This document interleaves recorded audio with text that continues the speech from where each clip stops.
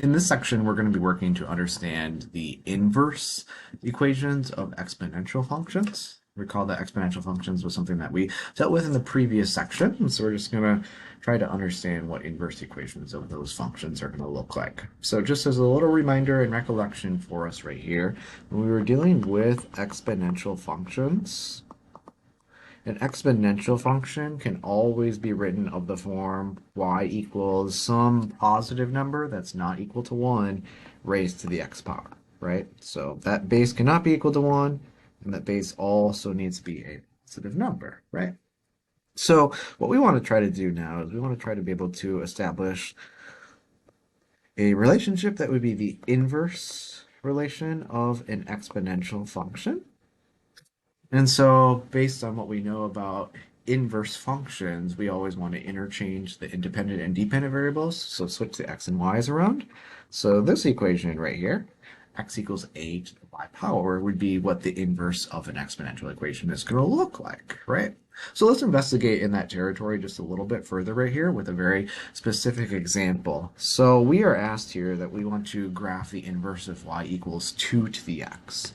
So that means then we would of course want to get an inverse equation for that, right? So then the inverse of the equation y equals 2 to the x would be the equation x equals 2 to the y, right? So to be able to get a graph for that, it might be nice to generate a table of values so we know some certain points that are going to satisfy that equation. So what might be a little bit easier to do is to just actually pick y values to plug in and then find the x that would correspond when we have an equation of this form. So maybe what we might do is pick a 0 to plug in for y. That would mean that you would have 2 to the 0 is going to equal x, and 2 to the 0 is 1. So therefore, the ordered pair 1, 0 is going to satisfy this relationship, right? Maybe we could plug in 1 for y. That would mean that we would have 2 to the 1, which is equal to 2. And we could maybe plug in 2 for y, which would mean 2 squared, which is 4. We could plug in 3 for y, which would mean 2 to the third. So 8 when y is 3, right? And then we could plug in some negative values. So maybe negative 1 for y, which would mean 2 to the negative 1. It just reciprocates 2 and is going to equal 1 over 2, right? And then if we do it to the negative 2 power, that'd be 1 over 2 to the positive 2, or 1 over 2 squared, which is 1/4. We get 1/8 when y is negative 3, etc. Okay? So if we graph all of those ordered pairs, so this x is 1/8 and y is negative 3, we're going to have an ordered pair about right there.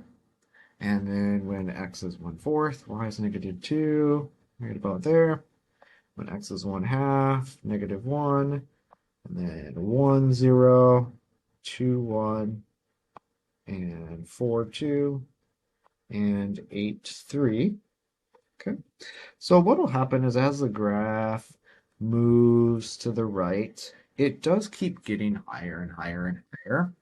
It just slows down in terms of like how high it gets, but it will keep getting towards infinity as it ascends upwards. On the left part of the graph right here, it's actually going to asymptotically approach the y-axis right there. So it just heads down towards negative infinity, but it's closer and closer and closer to x equals 0 there on the y-axis. Okay?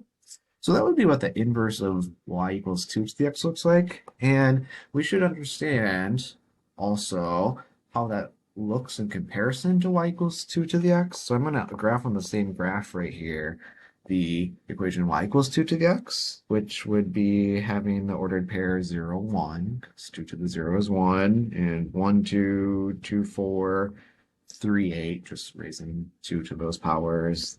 It's at a height of half and negative 1/4, etc., right?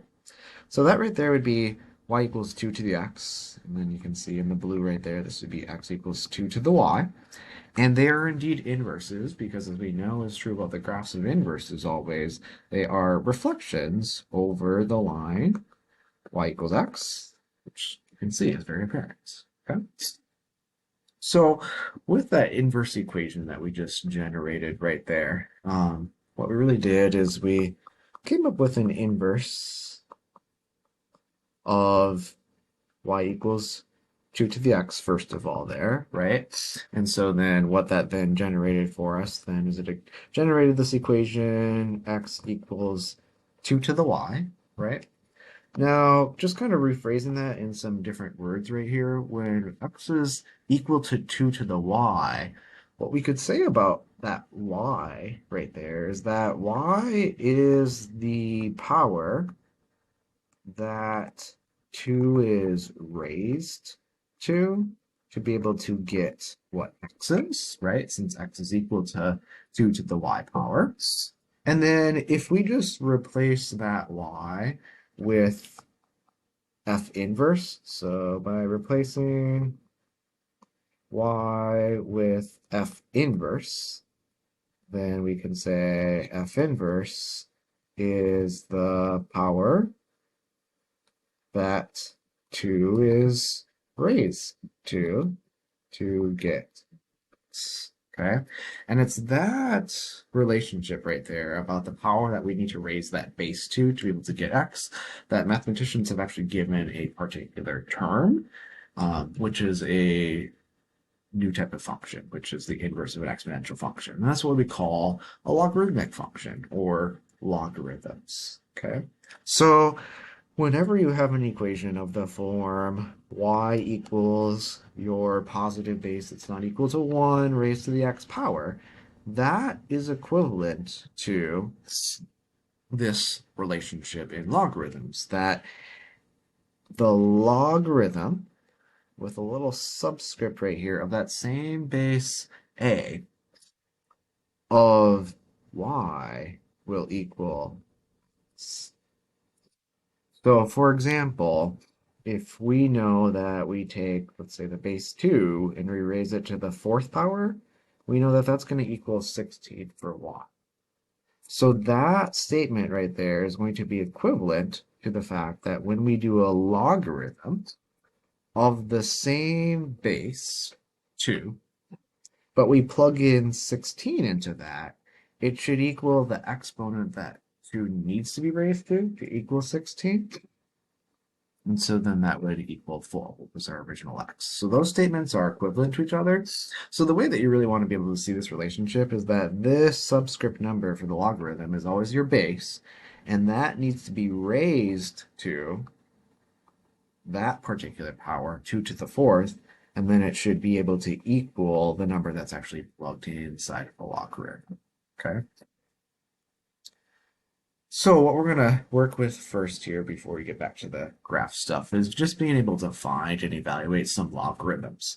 So the hugest thing that I want to emphasize about what you're seeing right here is all of these problems are meant to be done without a calculator. You really need to work to develop and understand the relationships that are happening in logarithms. So we're going to work through all these examples without using a calculator. Okay? So for this very first example right here, we have a logarithm, and it's a logarithm of base 3 of 81. So whatever this is going to equal has to be the power that we raise 3 to then be able to equal 81, right? So what you need to be thinking in your mind then is 3 to the what is going to equal 81. So if you raise 3 to the 2 power, you get 9. To the 3rd power, it's 27, and then to the 4th power is 81. So what that needs to then equal is it just needs to equal 4, because 3 to the 4th is going to equal 81. Okay? For these sorts of logs, where you don't have a number that's written right there, we always assume that it is going to be of base 10. So this is something that we call a common logarithm. Common logarithms are logarithms of base 10. Okay, so when we're trying to do log base 10 of a million right here, then we're just trying to figure out what 10 needs to be raised to then be able to equal 1 million. Okay, so when you have a power of 10, like a million is, you can just simply count the number of zeros that that number has, which in this case is 6. And so 10 to the 6 will equal a million. So that logarithm does have a value of 6 then. Okay.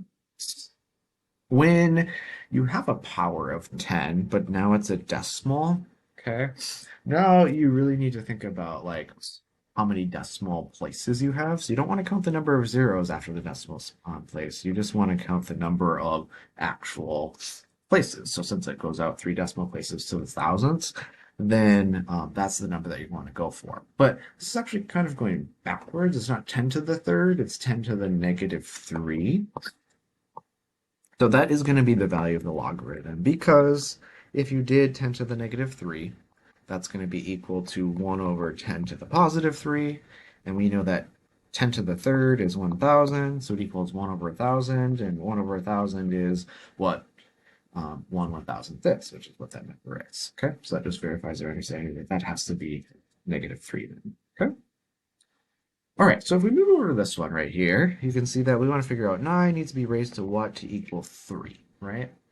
So we know that like 9 to the 1 equals 9, right? 9 to the 2 equals 81, and that's not really the direction we want to go with this, right? And if you try some negative numbers, like 9 to the negative 1, that equals 1 over 9, and 9 to the negative 2 equals 1 over 81, that's not what we want either, right?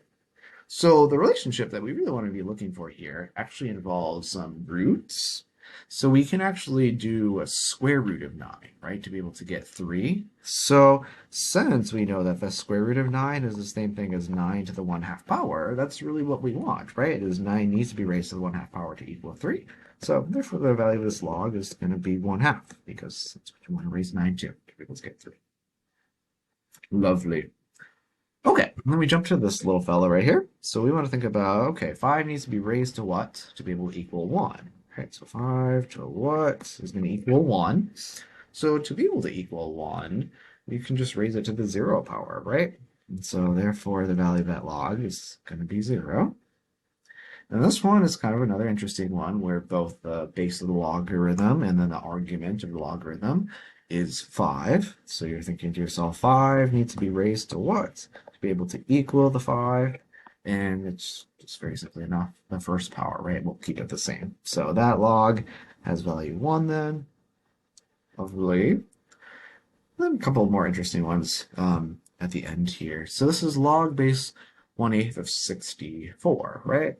So if you had 1/8 and you like raise it to a positive exponent, it becomes like 1 over 64, or 1/8 to the third becomes 1 over 512, right? But we want it to equal 64, right?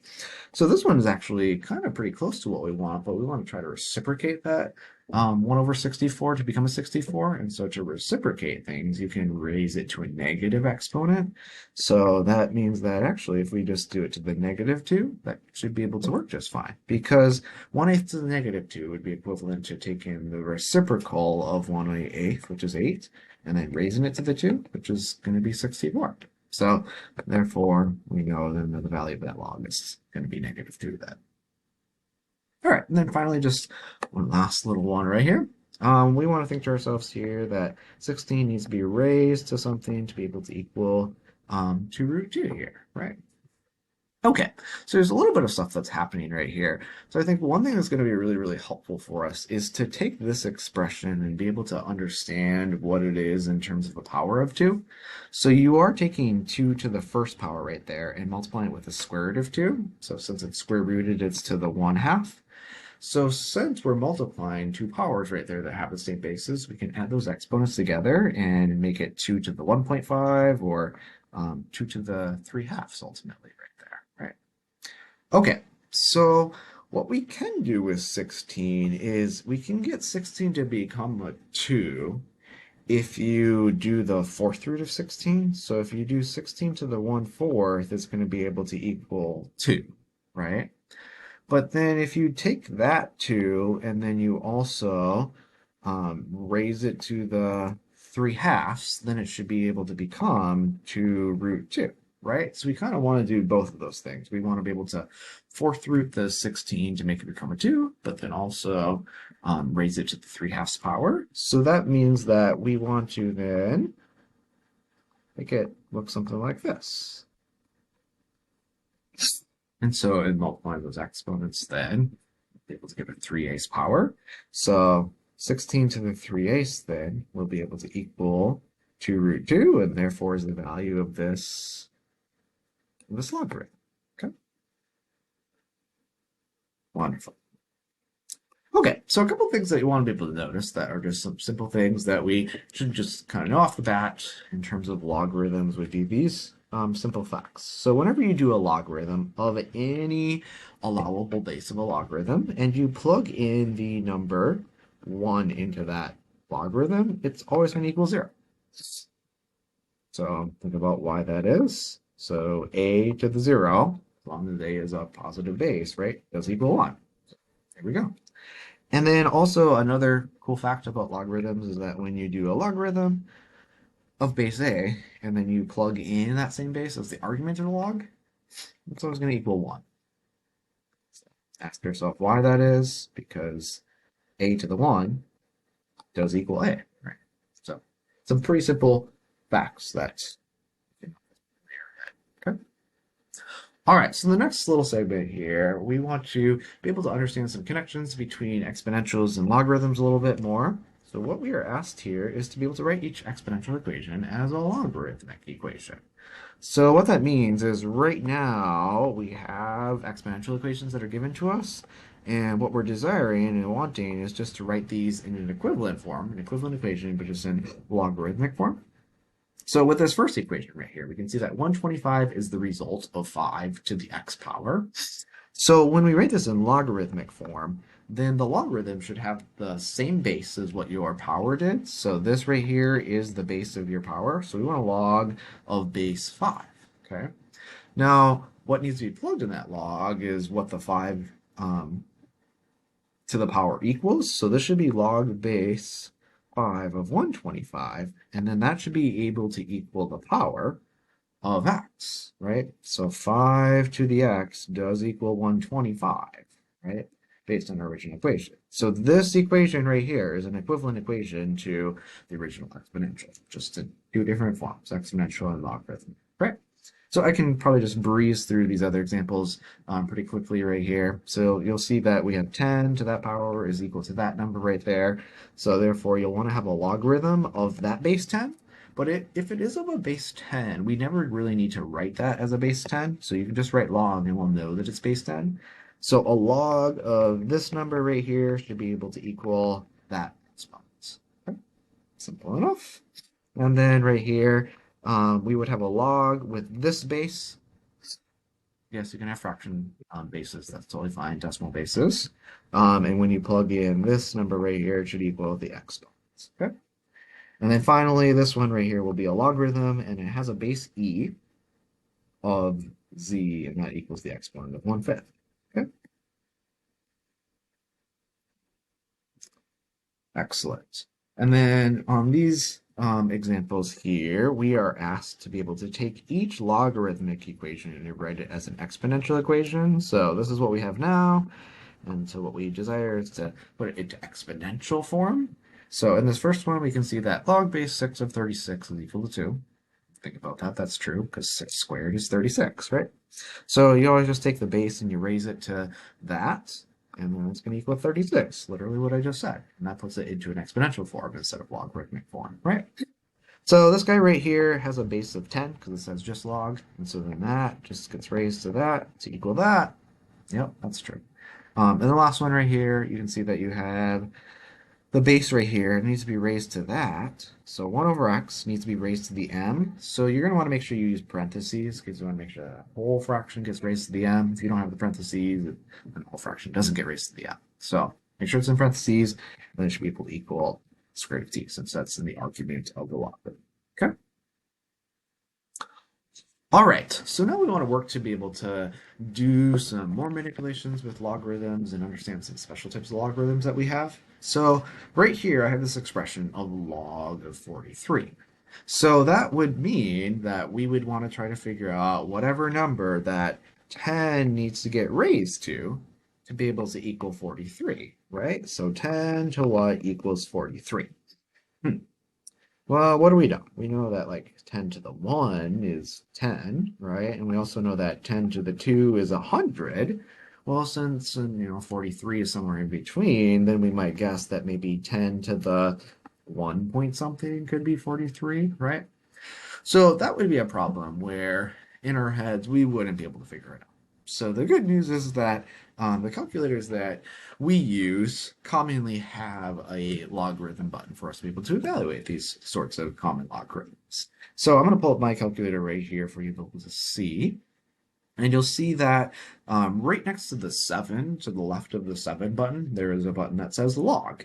And by default, your calculator is programmed to process that as a log of base 10. So if I just press that log button and then I put in that number 43, it will tell us the exponent that needs to be applied to 10 to be able to make it 43. So 10 to the 1.6334, right? It's going to equal 43. So we figured it out, right? So all of these problems down here we will be able to figure out by using a calculator. Okay, so if you just enter them all in, log 243628, I think, if I remember all the numbers correctly for the first one. So it ends up being roughly about 5.386, right, for that one. So that's what you want to raise 10 to equal that number. Okay. And you should just kind of guesstimate like what the answers should be to this. So again, this would be a log base 10, but it's really small decimal. So that means that you should be able to get a negative power, like 10 needs to be raised to negative something to be able to equal that. So it's got 4 zeros and then a 3107, just so I remember what I need to type in right here. Beautiful. So like we said, it has to be above a negative number. So negative 4.507-ish. And the last one right there is log with a base of 10, and we want to equal -1. So you have to think 10 to the what is going to equal -1. Now that's kind of a problem because if you're repeatedly multiplying 10 with itself, there's no way it should be able to equal a negative answer. And when you try putting that in your calculator, you do log of -1. Here we go. So actually my calculator is kind of in a funky mode right now, but you'll see that it actually puts an I at the end. So we actually got imaginary. So if I had my calculator programmed a little bit differently, you might get like an error or something like that. So what we want to be able to say, at least right now, because we don't need to worry about imaginaries right here, is that this does not exist. It's not going to give us a real value. And the reason why that is because, yeah, this number right here is always going to be positive for what we plug into a logarithm. Okay, and we're going to talk about that in a little bit when we talk about graphs of logs and what they have you. Okay, so besides common logarithms are a base 10. We also have another special type of logarithm we call a natural logarithm. So logarithms that have the base of the number e are what we call natural logarithms. So instead of writing it as log base e of x, we always write it as ln of x instead. And so whenever you see ln like that, we just assume and know that it's going to be of base e. Okay, so some examples just evaluating some natural logs. I want to start on the bottom row right here. So this bottom row right here is definitely meant to be done with no calculator. You should be able to figure out all of these without a calculator. So this says ln of e, so you're thinking to yourself, e needs to be raised to what to equal e? So this is an example of one of those special properties that I showed you just a little while ago, that when we have the same base and the same argument, that should just be able to equal 1, because e to the 1 will equal e. Okay, and then this one also is one of those special properties I showed you earlier, that whenever you plug a 1 into a logarithm, then it's going to equal 0, because e to the 0 is going to equal 1. Okay. All right, and then these other ones over here, this is natural log of e to the 3rd. So e needs to be raised to the what power to be able to equal e to the 3rd? Obviously to the 3rd power, so therefore the value of that log has to be 3. All right. And then here you have ln of 1 over e to the 5th. I think it's really nice to think of that as e to the -5 because it's equivalent to what it is. And so then ln of that is just going to equal -5. And then finally, the last one right here, you have a square root over the e. So I would think about that as being e to the 1/2 power then. And then when you do ln of e to the 1/2, it's going to equal 1/2 because that's what you got to raise e to be able to make it equal the square of e, or e to the 1/2. Okay. So those you should all be able to do without a calculator, and similar problems to that. The ones that are in the top row right there are definitely ones that you're not going to be able to do without the use of a calculator or some other tool, because this right here is not a power of e, like e to a certain number.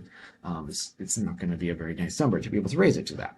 So on your calculators as well, you all should be able to have natural log buttons. So on my calculator, it's just to the left of the 4 or right below the common logarithm button that we used earlier. So when we do a natural log of 243, 628, you'll see that it equals 12.403-ish roughly. Okay.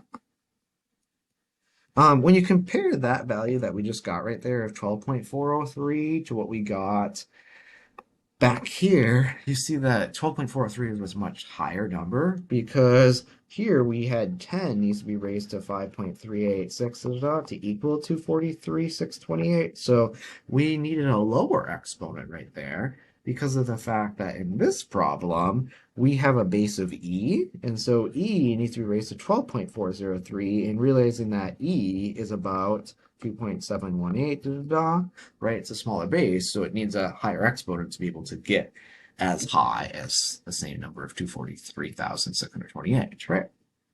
Okay, and then the other two right here use the same numbers as previous and should be able to evaluate them. You should know that this one is not going to exist. You can never plug in a negative number into a logarithm. And then the other one, we'll just have to type that in. So natural logarithm of 0.123403107 gives us about that. So negative 10.379 roughly.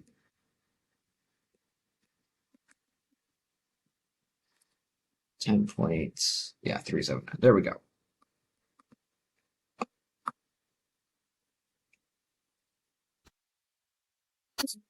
Okay, and then just a little bit more on the calculation front of logarithms. There are a lot of times where we want to try to not only do base 10 calculations and base e calculations, but we might want to know what like a log base 8 of something is, right? So it would be really nice and nifty if like what was inside of that was like a 64, because then the answer would be 2, because 8 squared is 64. Or if the answer was, if we put in a 2, then the answer would be 1/3, because 8 to the 1/3 would be the cube root of 8, which equals 2, right?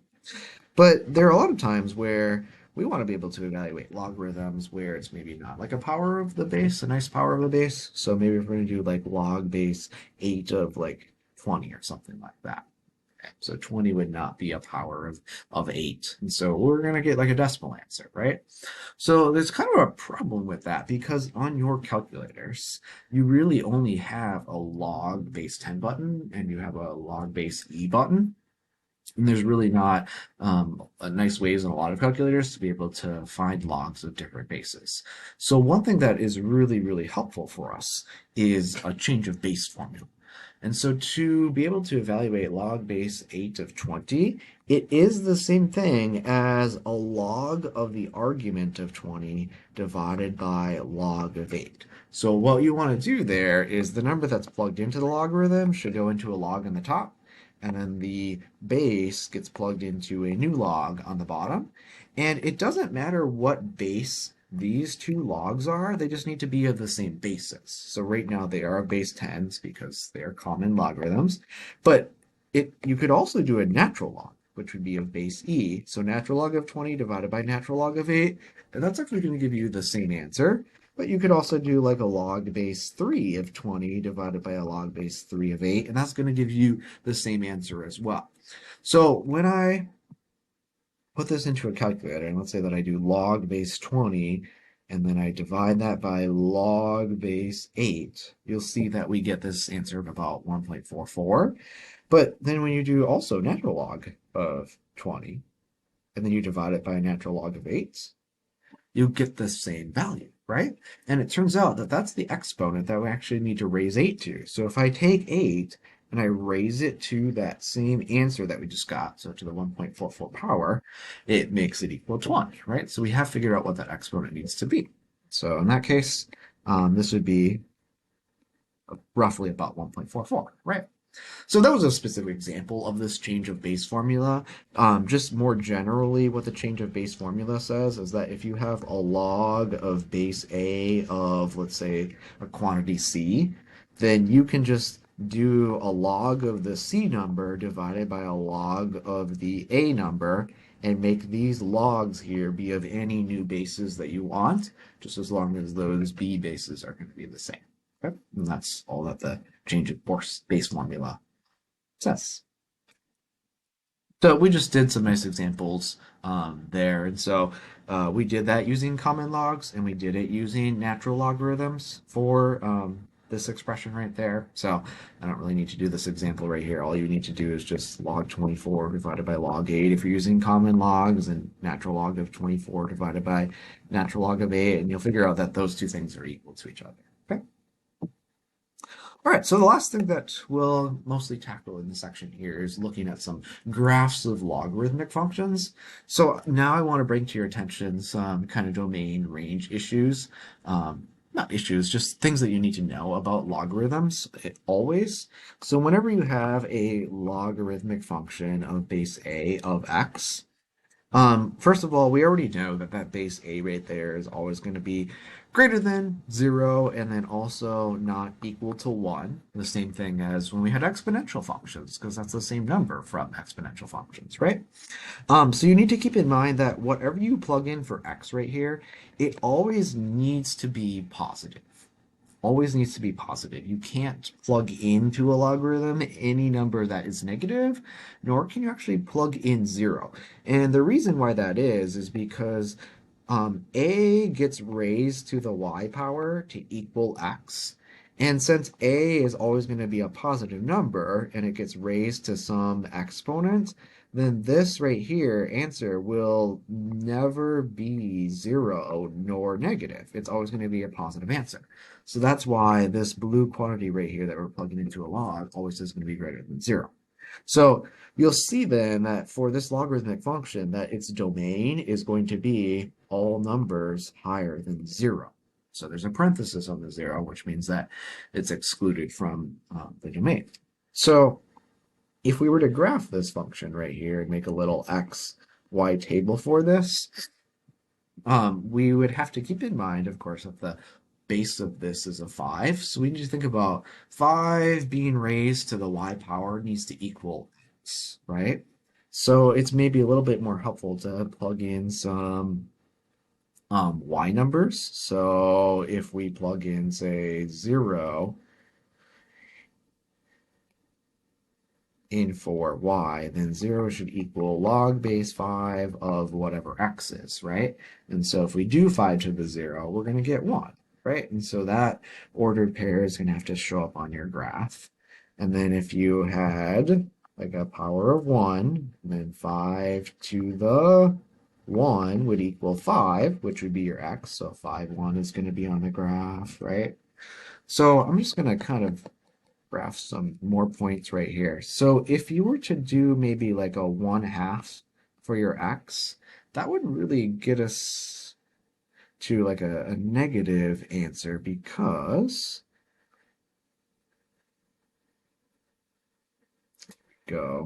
yeah, so if you did have like half for your x, that would come from like doing 5 to some sort of like a negative power. So it's going to be somewhere like here and start asymptotically approaching the y-axis here. And so, yeah, I'm just going to go like that. It's beautiful.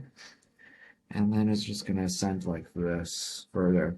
So at some point it will hit a height of 2, but actually it's not going to get to a y value of 2 until you get to an x value of 25.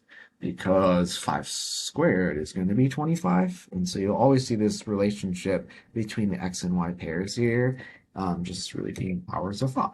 Okay, so that gives a little rough sketch of what log base 5 of x is going to look like.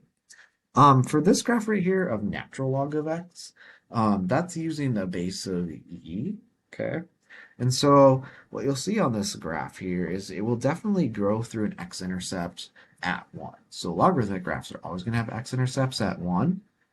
And then when it gets to a height of 1, it's going to get to a height of 1 when you have e as your x-coordinate. So since we know that e is 2.718-ish, then right about there, when x is 2.718, then we get to a y value of 1.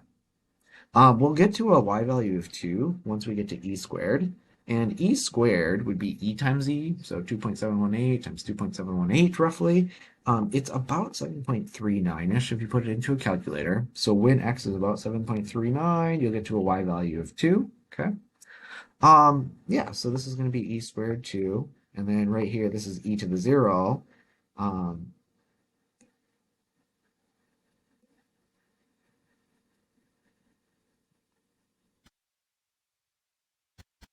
and 0, right? E to the 1, 1.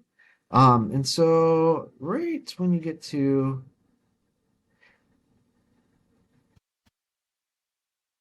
e to the negative 1, then e to the negative 1 is the same thing as 1 over e, and it's like roughly 0.37 or so. And so therefore, right about here at the coordinate e to the negative 1, negative 1 for y, which is about 0.37, negative 1, you'll have a coordinate there. And then it starts nudging closer. I think that one's actually like 0.13-ish when you do e to the negative 2, negative 2. Okay. And you'll know that for any logarithmic graph like that, it's just going to asymptotically approach the y-axis like that. Okay. And then the other kind of common logarithm functions that we're going to work with a little bit too is logs of base 10. You'll see that this one also has x plus 4 plugged inside of that. So all that means is this is going to shift the graph left 4 units. We'll worry about that in just a little bit. So first of all, let's just focus on graphing log of x, which is log base 10 of x. So what you'll see is then when you get all the way to an x value of 10, it's going to be at a y value of 1 because of the fact that when you do 10 to the first power, it's 10, right? So that's the x coordinate that corresponds right there. So we have the point 10, 1 right there. And then it's also going to still have an x-intercept at a 1, 0.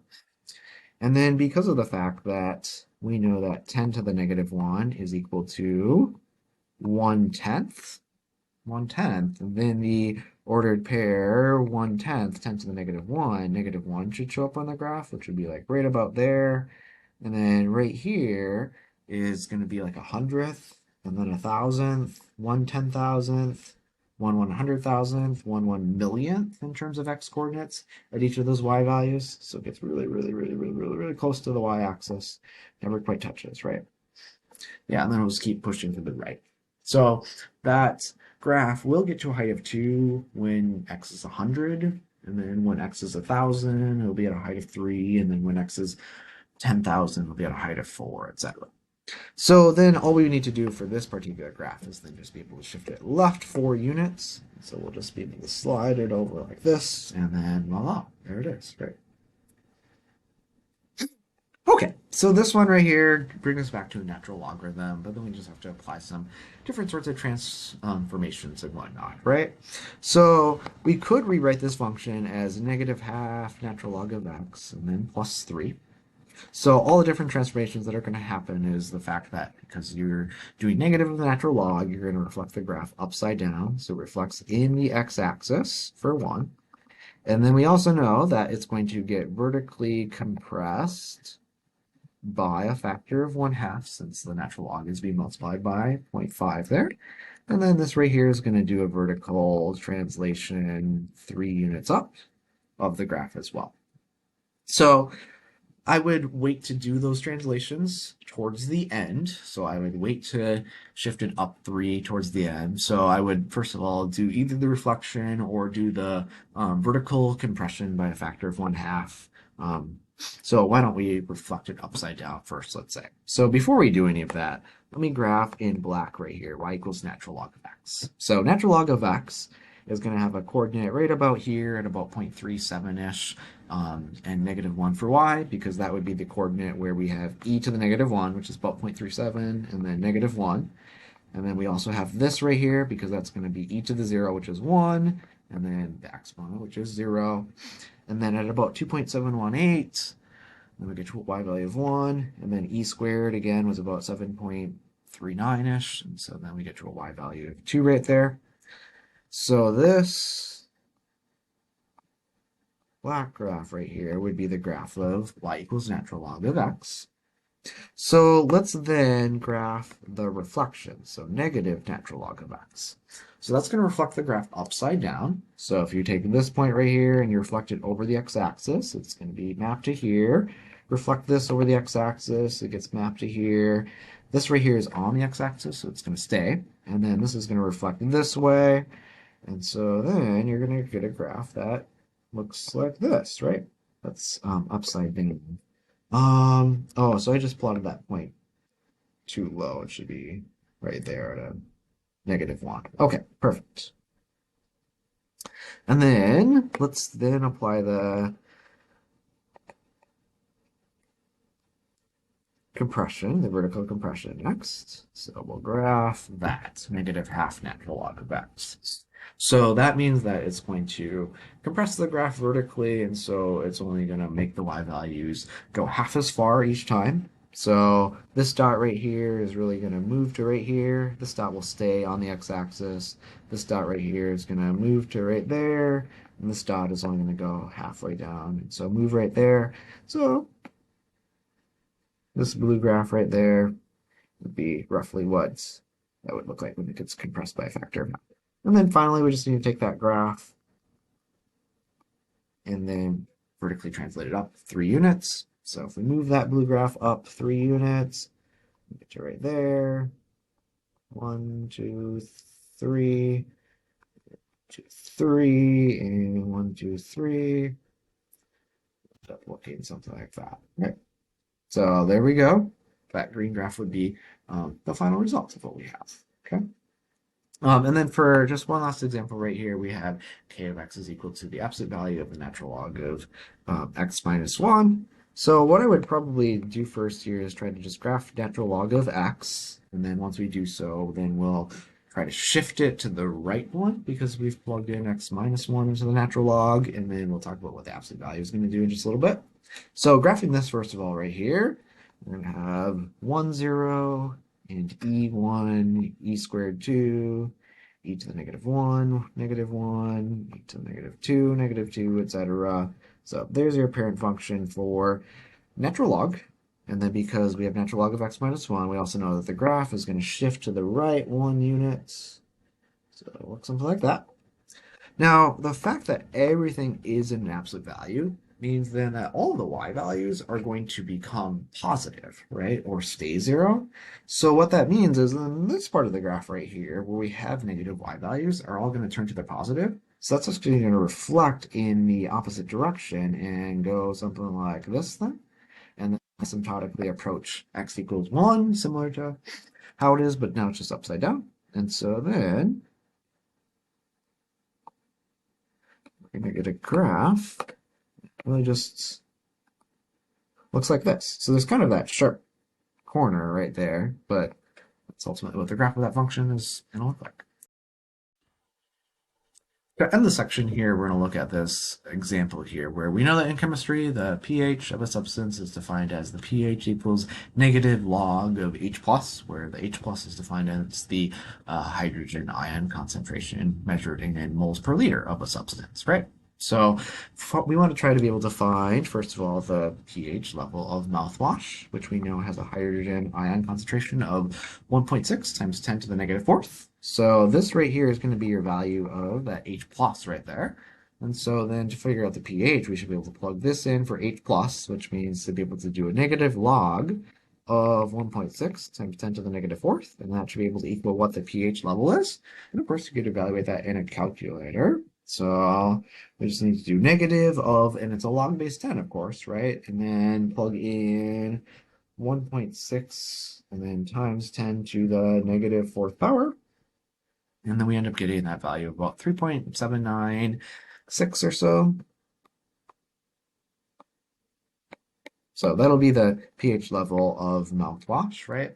So that measures it to be a little bit acidic, right? So whenever we have a lower pH than 7, some quantity that's a little bit more acidic versus basic if it's higher than 7, right?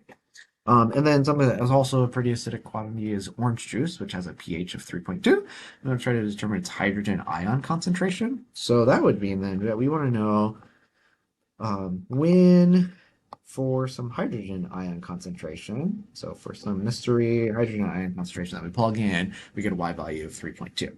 So for now, we could tackle that probably just graphically if we create some sort of a graph of these couple equations. So what I will do is I will graph y is equal to negative, and I need to find a log function here. There we go, negative log of x.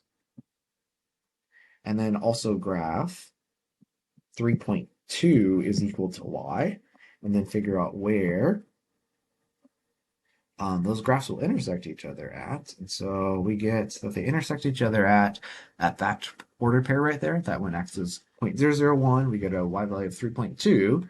So therefore, we would want to have h plus be 0.001 approximately, which would be the same thing as 1 times 10 to the negative third in scientific notation.